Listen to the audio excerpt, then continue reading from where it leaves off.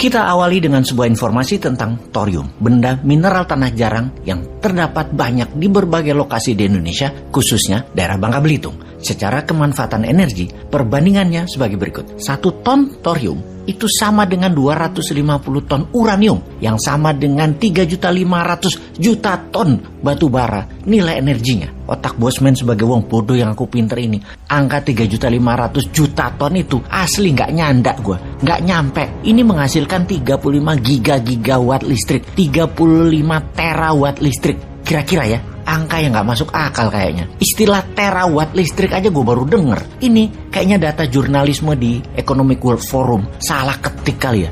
Apa yang terjadi kalau data tersebut benar? Indonesia terdata punya ribuan ton thorium. Artinya kalau energi dunia diganti thorium, dunia tidak ada lagi masalah dengan batu bara dan fossil oil yang dikuasai Timur Tengah, dikuasai Amerika, dan dikuasai Rusia. Selain lebih bersih, lebih murah, efek yang menakutkan adalah Indonesia jadi sentrum pusat energi dunia. Ngimpi kali ya. Kita semua tahu Indonesia negara kaya secara sumber daya alam. Kita semua tahu aset alam Indonesia dibandingkan negara Singapura, India, Tiongkok, Jepang, Korea Selatan, Australia. Aset alam Indonesia itu ribuan kali nilainya di atas negara-negara tersebut. Ditambah lagi lokasi yang strategis untuk distribusi barang dengan menggunakan maritim line. Indonesia berada di antara negara-negara produsen besar. Indonesia merdeka lama, lebih dulu merdeka dari India, lebih dulu merdeka dari Tiongkok, lebih dulu dari Singapura, lebih dulu dari Korea Selatan. Lalu apa yang membuat Indonesia hanya menjadi negara di bawah, negara berkembang? GDP Singapura itu $60.000 per kapita. GDP Tiongkok itu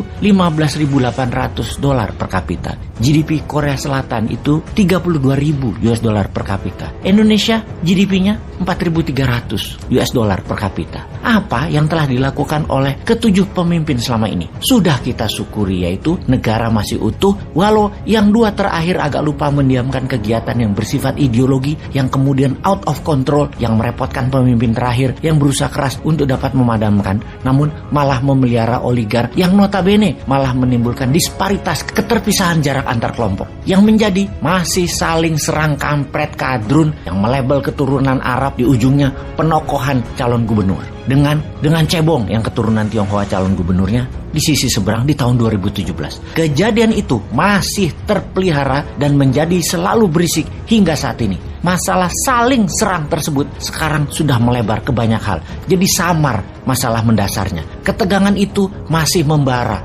Kebencian masih membara. Masih membawa-bawa agama, ras, dan kekayaan kemiskinan yang memang terbukti semakin lebar jaraknya. Runyam sebenarnya bernegara yang terakhir ini, terutama efek sara dan faktor ekonomi yang tidak merata di kalangan masyarakat menengah dan bawah. Elitis di atas tajir melintir, yang di bawah miskin melintir. Yang di atas baik elit ekonomi dan elit politik putar-putar uang di antara mereka saja. Yang politik dapat siraman pelancaran kebijakan untuk kepentingan elit ekonomi, dengan power politik tergadai di tangan elit ekonomi. Hal itulah yang bikin runyam bernegara saat ini. Sungguh ngimpi Indonesia untuk bisa jadi negara superpower, berdaulat, menjadi global player dan berpengaruh di dunia. Sulit tercapai, tidak mungkin terjadi dalam waktu dekat kalau cara bernegaranya seperti selama ini. Setelah reformasi menumbangkan Orde Baru, ada 4 pemimpin yang menjabat yang belum juga menghasilkan cara membuat Indonesia menjadi negara kaya dan damai. Emang kalau Newman bisa? Newman bukan mau menjadi pemimpin tunggal, tetapi lebih membuat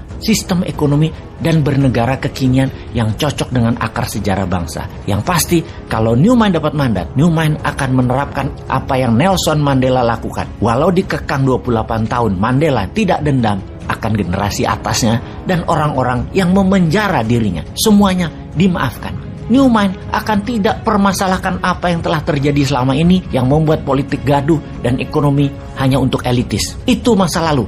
Bungkus, tidak ada dendam, tidak akan mempermasalahkan yang sudah lewat. Newman melihat ke depan. Namun sekali aja old mind ngacak-ngacak jalan menuju ke depan, maka jangan salah sangka, kekuatan Newman akan meledak dan ngamuk lalu mengobrak-ngabrik masalah korupsi kalian di masa lalu. Wahai pejabat, akan dikejar kalian habis-habisan kalau coba-coba menghalangi jalannya Newman. Sekali aja dan akan dipermalukan kalian semuanya selamanya. Sudahlah, pilih diam saja, minggir dan diam. Kerjakan bisnis bersama saja, pasti didukung apapun itu. Jadi sekali lagi, sudahlah, jangan cawe-cawe ke Newman. kalau old mind mau menjabat lagi. Gaya utang itu sudah gak cocok. Wahai para mantan, jadilah mantan yang baik ya. Diam saja, jangan komen, apalagi melakukan tindakan yang melambat-lambat Newmind bekerja. Kalian kan sudah diberi kesempatan selama 22 tahun, 4 pemimpin, dan sudahlah, istirahat dengan tenang. Pencapaian kalian luar biasa, walau belum world class. It's okay, kami tidak masalah, kami acungi jempol. Next adalah Newmind. Kasih kesempatan 10 tahun ke depan. Setelah itu di tahun 2034 kita rembuk nasional lagi. Newmind lanjut atau balik old mind atau naik lagi ke skala yang lebih tinggi, lebih powerful lagi. Kita bahas nanti. Intinya sekarang kan masyarakat yang di bawah, masyarakat lapar karena harga-harga naik, barang-barang langka, sudah barang langka mahal lagi, uang tidak beredar rata. Kita juga belum tahu apa yang akan terjadi di akhir tahun 2022 ini. Akankah lebih baik atau malah makin parah ekonominya, politiknya, dan sosialnya. Juga nggak tahu apa yang terjadi di akhir tahun 2023. Nambah parahkah atau lebih baik? Sejauh ini yang terlihat adalah APBN, keberatan subsidi, dan harga-harga mahal. Dan belum lihat karya nyata selain rebutan jualan untuk 2024. Sini, kasih Newmind. Garansi peace of mind hidupmu, Pak.